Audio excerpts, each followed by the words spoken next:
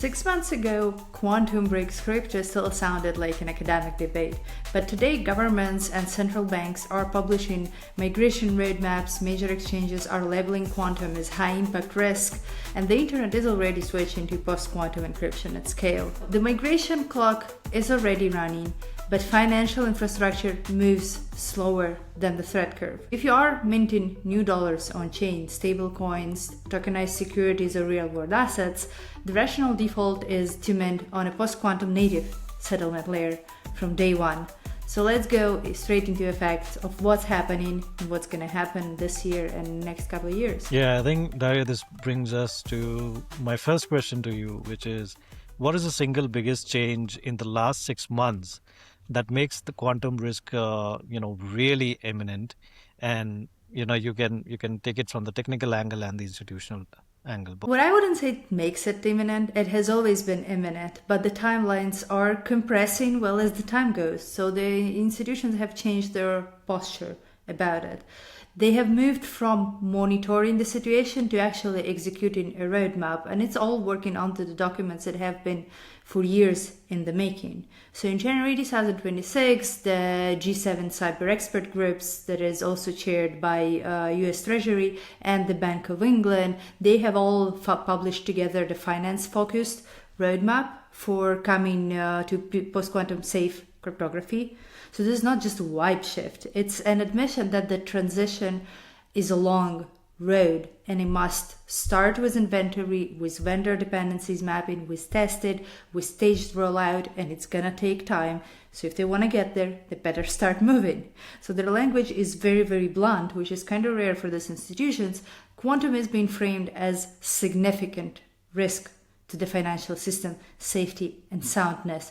So they cannot afford to wait to the day until quantum computer is cryptographically relevant. They need to start 5 years before that happens.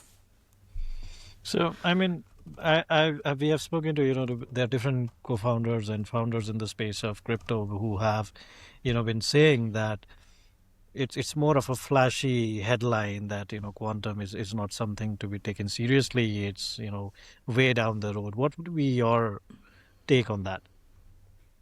But you have to understand that traditional finance is not startup. It does not move in weeks and it does not migrate in quarters. It migrates in multi-year programs that take multi-years to also get approved.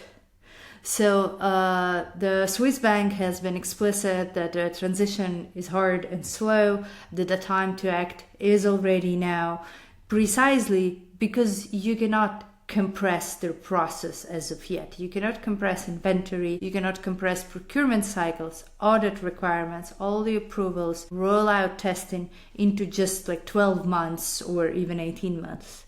So a roadmap from these traditional institutions is the real signal. It means that their risk committees that are the best in the world believe that the planning horizon is real to start taking action now. So the Bank of England's emerging tech work has been very direct. It's very strong language. They warned that quantum computing could render the asymmetric cryptography that underpins the whole financial system obsolete and explicitly reference the harvest now, decrypt later risk. So central banks do not easily throw around words like that. It is a governance signal that the clock is already running. Are there any market signals from the internet that you can share which show that the post-quantum is not just theoretical anymore? Well, we can see that from the infrastructure that underpins the internet itself. So HTTPS that uses RSA and ellipticers is vulnerable to quantum compute, but Cloudflare, which is the major DNS provider in the world, reported that the share of the traffic that humans use that is already post-quantum encrypted has reached more than 50% of its network, explicitly driven by concerns of harvest now, decrypt later risk. So that means that large-scale PQ adoption is already silently happening, is already underway. The incentive is very obvious for this. The data that needs to stay sensitive for years, but sent around today, needs to be encrypted in a post-quantum safe manner so that In the few years when quantum computer is going to be able to decrypt it, you don't risk it there.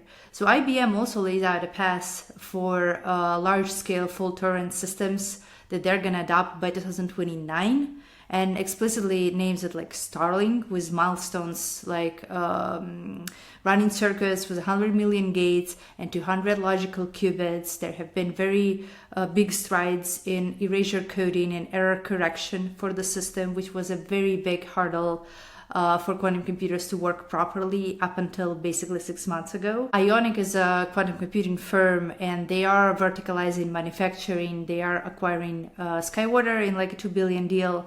And Reuters also reports that Ionic include a plan for 200,000 qubits chips by 2028.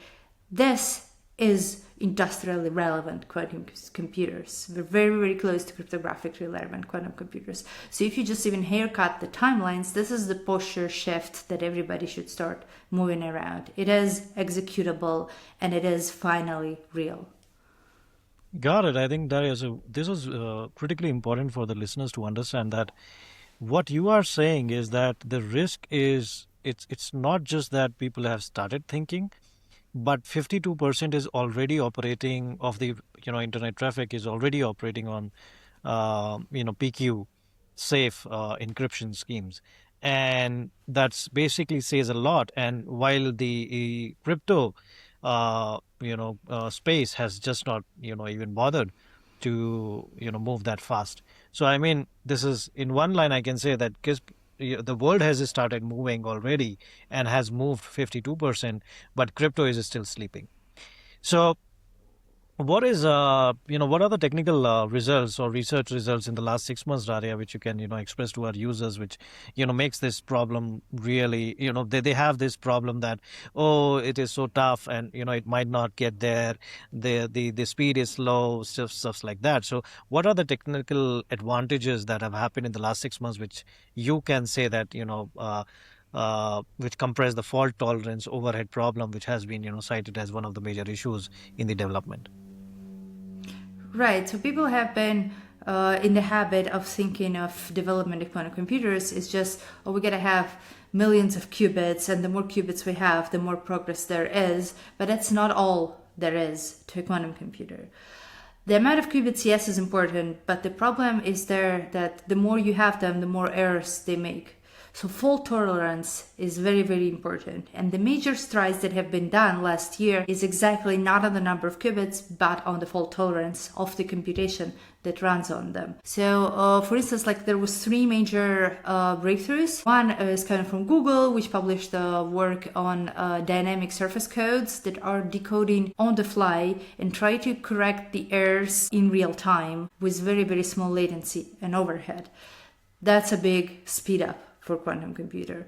QERA and collaborators have published in Nature journal the result for transversal algorithmic fault tolerance that claims substantial runtime overhead reductions for fault-tolerant computation on top of what Google has published.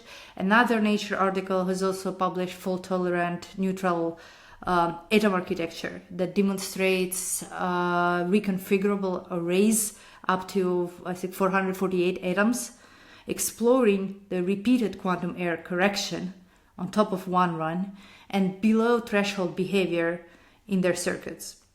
So for crypto, that is the key. It's not more qubits that are going to break it.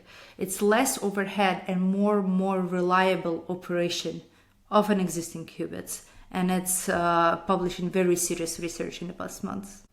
Great, Tara. I think the analogy that fits here is basically, when I still remember ChatGPT 3 came in, people said that, it is hallucinating, it is giving me wrong answers, it can't solve, simple math problems. But today what we see within, just 2 years of time, the reasoning is is at the expert level right now, and we are talking about AGIs. So, I mean, this is something which, especially the crypto users should be very, very seriously looking at. And these developments will be keep on posting in our blogs, and we'll be keep on discussing in our podcast, and we are keeping a close watch for the entire crypto community, and that's what we are here for.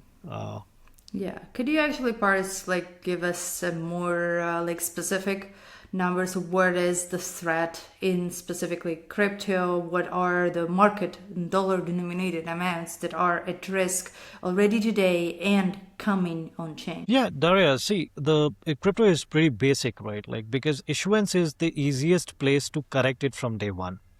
So migration is messy, fragmented liquidity, legacy wallets, public key exposure, governance, forks, user coordination, etc. But when you mint any new stablecoin or RW asset, you control the starting conditions. So the key types are, what are the key types, what are the signing rule, custody model, settlement environment, whatever, right? These things are under your control. Once you mint it on a wrong chain, then you have those troubles of migrations and PQ threat. So if there is I have to give you numbers. So the total crypto market right now is $3.11 trillion. The stablecoin alone is $308 billion in circulating supply. The tokenized U.S. Treasury on chain today is somewhere around $10 billion, but this is something that we expect to become $72 trillion by 2027. The RWA, which is somewhere around $24 billion in distributed value on chain, and then as the volume of the stable coins that have been transacted, that volume is 33 trillion just in 2025. So what I'm trying to say is that new dollar on chain is not a future narrative. It is a present tense financial infrastructure. So if I have to, convey this in one sentence, is that if you are issuing any single new dollar on chain, it has to be in a PQ safe environment already. If it is not, you are taking a lot of baggage for just from the PQ, threat. Can you also give us, and maybe like the end user, not the research tech side that I have been talking about, but like practically, what are the attacks that people should be concerned about, specifically for like financing crypto? So there are two types of attacks, Daria, basically under the quantum threat. So one is harvest now, decrypt later. This hits the confidentiality first. So the data that is encrypted today gets stored and decrypted later once the quantum capable decryption becomes feasible. So this is why the web has already, you see the 52% that has been discussed above, is already moved to post PQ schemes, and still crypto is thinking about and talking things about them. And not taking any action. Then the second is signature compromise. This is one of the existential crypto risk.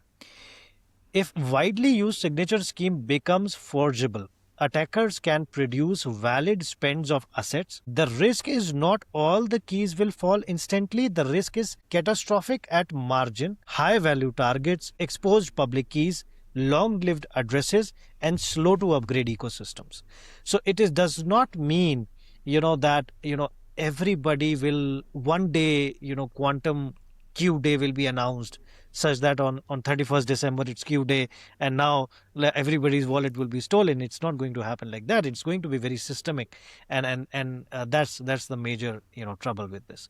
But why are we seeing a lot of chains still kind of like waiting and not really moving? Why is that? Just wait until the Q day is wrong, stands to be into. Yeah, Daria, so because the migration is a slow by design. The G7 roadmap exists specifically because if you wait until late 2020s to begin, you are already late in the ecosystem. Also, the NIST has already approved PQ standards FIPS 203, 204, 205 explicitly designed to resist the future of quantum attacks. So the world is standardizing the tools now. The remaining question is operational adoption and the proactiveness of the chain ecosystems, which is lacking in number of ecosystems, and nobody is giving the due importance to this. So for financial institutions that are looking to issue on chain, be it stablecoin securities or AWS, what is the one rule that they should be thinking about? One thing that every institution which is issuing any new token or minting any new token in the crypto space environment on blockchain today, like for example, Fidelity has recently announced their stablecoin. They have announced it on Ethereum. If you are minting any new dollar on chain, you have to mint it on a post quantum settlement layer, that is EternaX. Then if you must extend or to legacy chain for distribution, you have to do it as a time bound liquidity exports, or treat those exports having security envelope of the destination chain, whatever. Like, you'll have to do a lot of additional activity. If you have issued on legacy chains which are not PQ safe today, you are carrying a lot of baggage of PQ threat, and you have to be aware of this particular situation, and your clients and your users have to be made aware of this situation. And there is a lot of hassle in the PQ migration. You have to be aware of that as well, and there is a lot of dependency. So it's a huge, I would say, a mess. If anybody is minting any single dollar, it should be on PQ native settlement layer. Yeah, I think it all makes sense. The numbers are 3 trillion already on chain, and the federal government said the 60 more trillion comes just from the tokenized securities. And with quantum threat looming, I think, yes, we should start defining, making a difference in two different layers between PQ safe chains and PQ unsafe chains. So if I would to define like what is a PQ native chain from this lens, it is a chain where the settlement network, where everything, not just partially, but wallets, transaction authorization, validator authentication, security, consensus, messaging broadcast, everything is designed with post-quantum cryptography in the core from day one and not retrofitted later. I think you just defined, EternaX, Daria, here. And this is, for our users, this is EternaX. We are PQ native chain, day one. And whatever has been described, like PQ native is settlement network where the wallets, transaction authorization, validator security, everything has been designed around post-quantum cryptography from day one. And this is not retrofitted later. So, Daria, this brings me to the next question. What are the hidden constraints that EternaX has solved and possibly, everybody else is missing? And, they say just upgrade the signatures, it is not a problem. What are the constraints here which users need to know? There are several layers of hidden constraints here. The most major one for crypto is the throughput tax. Post-quantum signatures are today much larger and much heavier to verify than existing elliptic curves. And they hit bandwidths, they hit block propagation, they hit mempool pressure, the CPU verification times for every transaction, and all of that compounds very, very quickly and hits decentralization, hits TPS on chains that have been even marketed as high performance until now. They're gonna lose half their performance. We're going to get to the nubble probably a little later, but you can think about this as if you add like at least 500 bytes per transaction, that's very, very low limit, you are adding at 10,000 TPS 5 megabytes of a network load. At 50,000 TPS, 25 megabytes per second of network load. That's the minimum numbers. You have to also understand that they communicate more than once, all the nodes between themselves. So that is before you actually price slower verification, bigger state footprints. It accumulates very, very quickly. And this is not a hypothetical threat. The PQ cryptography is already being standardized for several algorithms. NEST has already standardized some core post-quantum primitives, including post-quantum like key generation, signatures. Some notable algorithms are like Falcon, the Lithium, for instance, Kuber, meaning that the migration path is now operational problem. It's not an academic problem anymore. So the algorithm exists, but crypto, existing chains are in a big trouble because it punishes them very severely. And the market application that is already brutal because markets on crypto cannot pay a permanent performance tax. If PQ safety kills throughput and UX, and it does today, the capital will migrate where PQ safety does not bring that burden of throughput and where it's easy enough to adopt. No, definitely, Daria. I think the key here is that there is a throughput tax that comes with the new schemes, and the throughput tax will basically kill crypto for bad. And this is something where EternaX has a lot of advantage. I would like you to highlight what are the advantages that we have versus the other ecosystems and layer ones? EternaX's decisive advantage is very simple here. We are quantum safe without trade-offs. PQ safety generally would be useless if it collapses your market's throughput and turns issuance into like a multi-year coordination nightmare.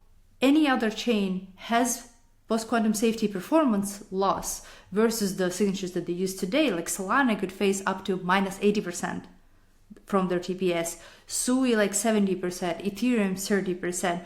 But on EternaX, by the way that we have integrated our post-quantum safety cryptography into the protocol, we're not facing basically any loss. So an important framing is that like Solana, Sui, and Ethereum numbers are modeled already under assumption that they use the smallest available signature. If you think about like signature heavy communication, every communication that happens on a blockchain, that's not just payments, also like block propagation, every transaction sending around is signatures. And if signatures become large, that becomes very, very big.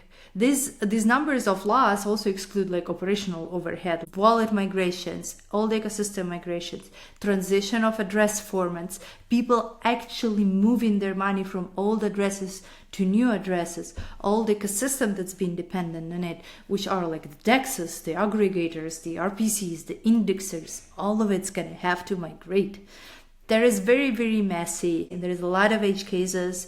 There's going to take a lot of testing, and they will show up in live networks. So the difference here is that we have engineered EternaX from the ground up around the post-quantum constraints up front. That is the mode and the head start that we have here. We cannot just go and ask the markets, oh, can you please slow down? It's going to be more safe. No, they're already used to higher speeds. So we're going to have to make safety the baseline of performance without sacrificing performance. Therefore, the rational rule for action is very simple. If you're gonna be minting new money or minting dollars, you're gonna have to be minting them on an already post-quantum native chain.